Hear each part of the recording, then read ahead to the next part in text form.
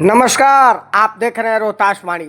शुक्रवार को विक्रमगंज बालाजी होटल में अधिकार परिसीमन रैली को सफल बनाने को लेकर के राष्ट्रीय लोक मोर्चा के नेताओं की एक बैठक संपन्न हुई, जिसकी अध्यक्षता करते हुए पार्टी के राष्ट्रीय महासचिव अखिलेश्वर प्रसाद सिंह ने कहा कि बैठक का उद्देश्य पार्टी द्वारा 14 सवालों पर की गई है, जिसमें सरकार से मांग की गई है कि शिक्षा, जातीय जनगणना पर आधारित परिसीमन एवं क्षेत्र का विकेंद्रीकरण लाने में सफल बनाए। पार्टी 25 तारीख को राजीव गांधी मैदान में होने जा रही रैली पर भी चर्चा की गई, जिसमें पार्टी के राष्ट्रीय नेता उपेंद्र कुशवाहा सहित कई वरिष्ठ नेता भाग लेंगे।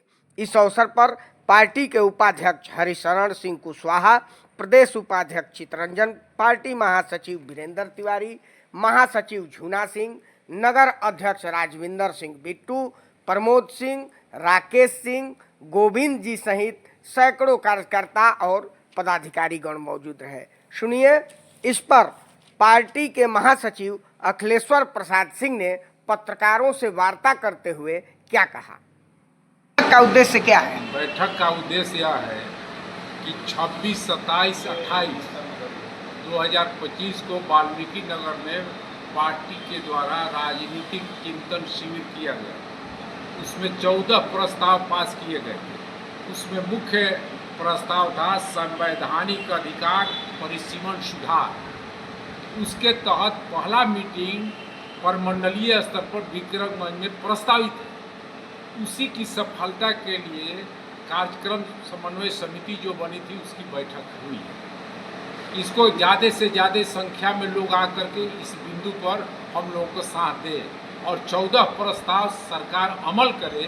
आम सभा के माध्यम से यह संदेश सरकार को देने का काम करने के लिए, उसी की तैयारी के लिए यहाँ बैठक। आप तो सरकार में हैं, फिर भी सरकार को आप निर्देश दे रहे हैं। संवैधानिक अधिकार के तहत सरकार को सजग और जागृत करने के लिए यह बैठक है, जिससे संवैधानिक अधिकार सब परिसीमन सुधार। इसका मतलब कि सरकार संवैधानिक नियमों पर नहीं चल रही है। इसको भुला गई है। 10 साल पर इसका समीक्षा करना था, ताकि जनसंख्या के आधार पर लोकसभा विधानसभा के सीट बढ़े और ज़्यादा से ज़्यादा लोगों का प्रतिनिधित्व हो। यह ख्याल उनको जगाने के लिए कार्यक्रम हो रहा है, विरोध में नहीं। यानी सरकार को आप जगाना चाहते हैं। हाँ, सरकार इस बिंदु पर सोई हुई है। 71 के बाद इस पर ब्रेक लगा दिया गया था। 76 के बाद कोई इस पर चर्चा नहीं हुआ। जनसंख्या 140 करोड़ हो गया। 10 लाख के संख्या पर साउथ भारत में सभी लोकसभा का सीट है और हम लोग यहाँ 20 से 30 लाख पर है। हम लोग चाहते हैं कि उसी अनुपात में यहाँ भी लोकसभा की संख्या बढ़े और लोगों का प्रतिनिधित्व बढ़े।